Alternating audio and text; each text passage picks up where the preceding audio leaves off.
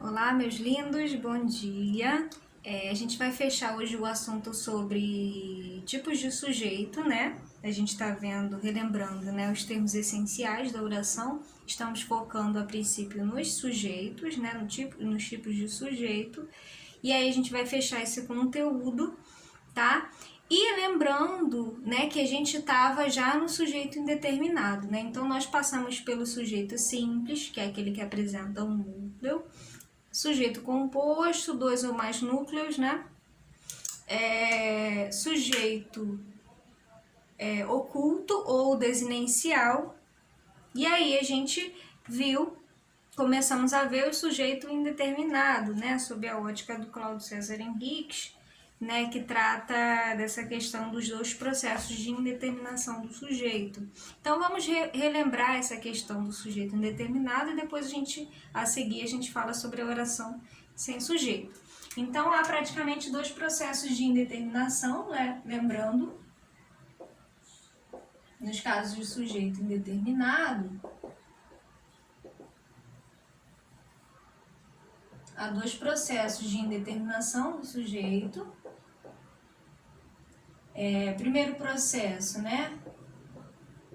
Verbo na P6,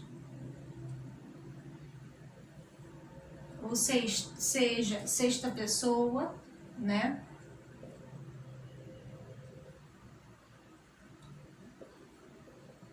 Terceira pessoa do plural, né? Botado singular, terceira pessoa do plural. E aqui é o verbo na P3, terceira do singular, mais o ser bis, que é o pronome indeterminador do sujeito.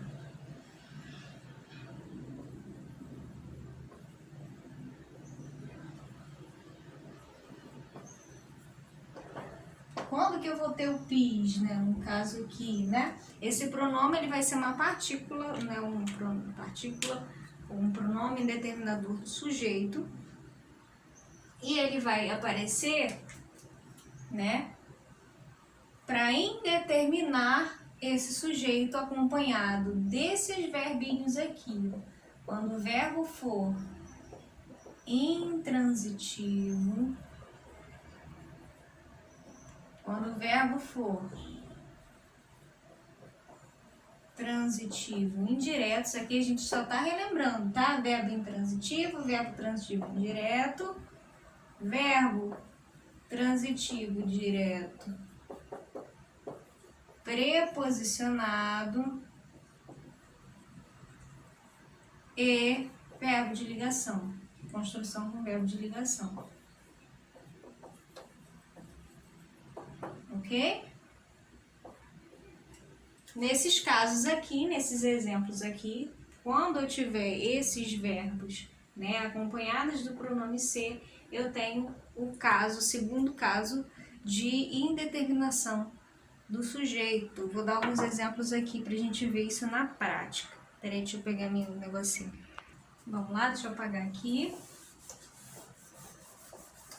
Vejamos isso na prática. Se eu tenho, por exemplo, né, essa estrutura que a gente encontra muito aí nesses anúncios da rua, né? Outro dia eu encontrei escrito assim, ó.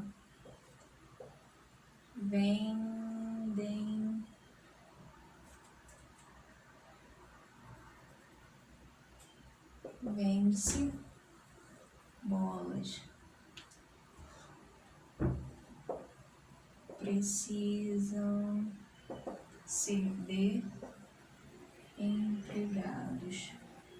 Ora, qual é a diferença, né, na verdade, dessas duas estruturas? Qual é uma regra, o princípio básico que a gente tem em relação ao sujeito e ao verbo? A questão de regência, os princípios, né? Questão de regência e questão de concordância. Então, o que vai acontecer? O verbo ele tem que concordar com o sujeito em pessoa, em número. Se o sujeito está no plural, ou um caso de sujeito composto, né? O verbo tem que concordar no plural também. Se o sujeito está no singular, o verbo também tem que estar. Quando você tem uma estrutura dessa aqui, por exemplo, nessas estruturas aqui, você percebe, esse foi um anúncio que eu vi, né? Estava escrito dessa forma. E aí você tem um verbo, né? Um verbo transitivo direto, que pede um objeto direto, né? Você não tem a preposição aqui desse verbo e você tem esse ser aqui na jogada. Ah, professor, eu sei que isso daí é uma voz passiva sintética, né? A voz passiva sintética com construção do ser. Você sabe que esse bolas é o sujeito paciente, né? Bolas são vendidas, né? Se você for fazer essa passagem, né, da voz passiva sintética para uma voz passiva analítica, você percebe que as bolas são vendidas. Ora, se eu tenho um sujeito aqui, né, um sujeito paciente, meu sujeito é bolas, no plural, esse verbo teria que estar no plural também, não estava, né? Então, aqui teria que ser vendem-se bolas. Bolas são vendidas. Ora, na voz passiva analítica, eu sei que esse vendidas está no plural.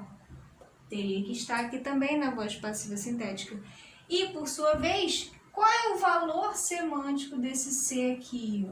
Esse ser não pode ser PIS. Esse ser é PA. É uma partícula passivadora. Tá vendo? O C tem vários valores. O C tem vários... Depois vocês podem dar uma pesquisada aí sobre as funções do C, né? O C aqui é um caso de PA, partícula passivadora, né? Um pronome passivador, no caso aqui, que está nessa construção de voz passiva. Só que, nesse caso aqui de baixo, percebam que eu fiz essa construção com o verbo transitivo direto. Ora, percebam, aqui embaixo eu tenho... Vocês a princípio vão pensar, empregados seria possivelmente o sujeito. E precisam é um verbo que concorda, tá certo, professor, porque o verbo está concordando no plural também com empregados, tá? Só que aqui eu tenho uma construção com um verbo transitivo indireto, um verbo transitivo indireto acompanhado do ser, e eu tenho essa preposição aqui. Quais são os critérios para indeterminar o sujeito? O verbo na P3, né? O verbo tem que ser transitivo indireto, ele tem que ser, né? Intransitivo, transitivo indireto, verbo de ligação, o verbo transitivo indireto, direto preposicionado. Nesse caso aqui, o verbo precisar, né, por excelência, ele é um verbo transitivo indireto, que exige a preposição de, certo? Aqui no caso, eu tenho uma estrutura, uma construção de indeterminação do sujeito.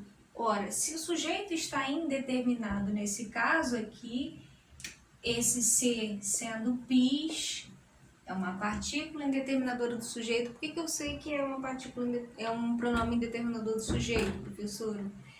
Porque o verbo, né, ele está acompanhado de um verbo transitivo indireto, certo? Bom, qual é o equívoco aqui nesse caso?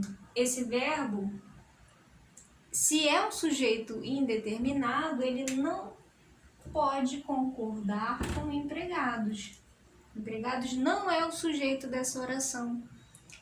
Empregados é o objeto indireto dessa oração. Logo, eu não posso concordar esse verbo com empregados, porque empregados não é o sujeito, tá? Por que, professora? Porque o sujeito aqui é um sujeito indeterminado. Sendo assim, o verbo tem que estar na P3. Verbo na P3 mais PIS. P3, terceira pessoa do singular.